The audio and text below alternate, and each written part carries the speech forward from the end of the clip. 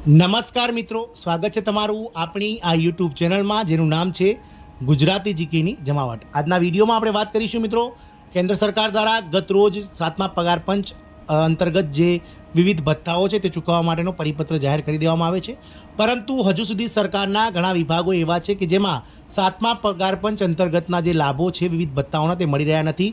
તો સરકાર દ્વારા આ તમામ વિભાગોને મિત્રો જે છે તે હવે નોટિફિકેશન આપવામાં આવી છે અને સ્પષ્ટપણે જારી કરી દેવામાં આવ્યું છે કે તમામ વિભાગો હવે 7મા પગાર પંચ અંતર્ગત પોતાના કર્મચારી અને પેન્શનર્સને જે છે તે વિવિધ ભથ્થાઓ ચૂકવે। તો આજના વિડીયોમાં જાણીએ મિત્રો કે કર્મચારીઓ માટે ખૂબ જ સારા સમાચાર છે। ટૂંક સમયમાં મળશે 7મા પગાર પંચના ધોરણોનો લાભ અને તૈયારીઓ શરૂ કરી દીધી છે। વિભાગે મિત્રો વિવિધ વિભાગો દ્વારા સરકારને જે છે તે અલ્ટિમેટમ આપવામાં આવ્યું છે અને સરકારે વિવિધ વિભાગો સાથે માહિતીઓ મંગાવવાનું શરૂ કર્યું છે। જાણીએ મિત્રો સરકાર કયા કયા ભથ્થાઓમાં 7મા પગાર પંચ અંતર્ગત લાભ આપવા માટે કર્મચારીઓને કટિબદ્ધ છે। તો વિડીયોના અંત સુધી બનાવી રહેશો અને જો ચેનલમાં નવા હોય તો અમારી ચેનલને મિત્રો સબસ્ક્રાઇબ કરી બાજુમાં રહેલું બેલ આઇકોન દબાવી ઓલ નોટિફિકેશન ઓન કરજો, જેથી કરીને ચેનલ પર મૂકવામાં આવતા વિવિધ ભરતીઓના નોટિફિકેશન, વિવિધ ભરતીઓના પરિણામ, આવા જનરલ નોલેજને લગતા વિડીયો અને સરકારી કર્મચારી પેન્શનર્સ યોજનાને લગતા પરિપત્રો તમને સરળતાથી અમારા ચેનલના પ્લેટફોર્મ પરથી ઉપલબ્ધ થઈ જાય। મિત્રો કર્મચારીઓ માટે ખૂબ જ સારા સમાચાર છે। ટૂંક સમયમાં મળશે 7મા પગાર પંચના ધોરણનો લાભ। તૈયારીઓ શરૂ થઈ ગઈ છે, વિભાગો દ્વારા માહિતી માંગવામાં આવી રહી છે।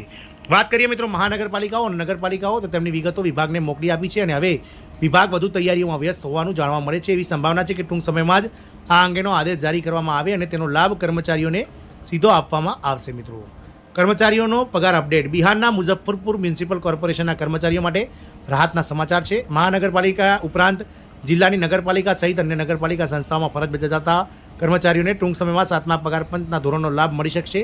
અહેવાલ છે કે પટના હાઈકોર્ટના નિર્ણય બાદ વિભાગીય સ્તરે તેની તૈયારીઓ શરૂ થઈ ગઈ છે। વિભાગે કર્મચારીઓને 7મા પગાર પંચ ધોરણ અંગે તમામ સંસ્થાઓ પાસેથી માહિતી માંગી છે। વિભાગે માહિતી માંગી છે, ટૂંક સમયમાં લાભ મળી શકે છે।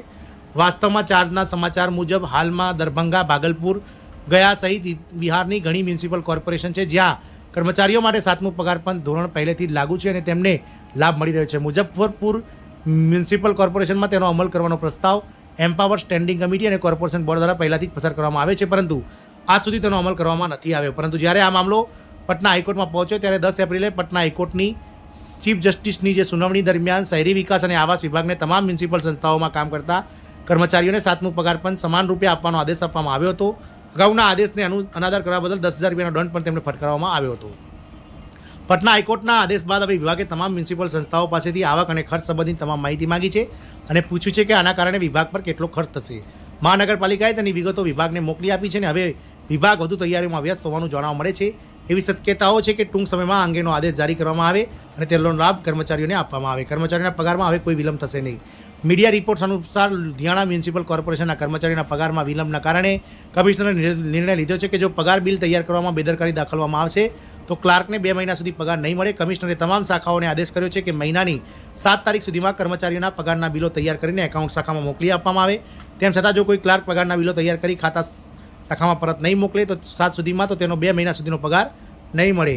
આ મિત્રો અલગ અલગ જે સરકારી વિભાગો છે તેમને 7મા પગાર પંચ અંતર્ગત કર્મચારીઓને લાભ આપવા માટે સરકાર દ્વારા હાલ કહેવામાં આવી રહ્યું છે। જય હિન્દ, અસ્તુ।